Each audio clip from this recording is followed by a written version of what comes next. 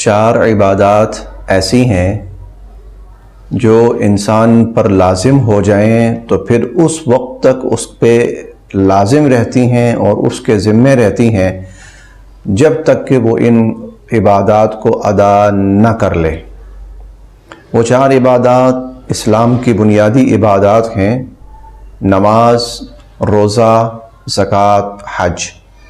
جب نماز ایک دفعہ فرض ہو گئی، جب تک ادا نہیں کرے گا اس کے ذمے رہے گی۔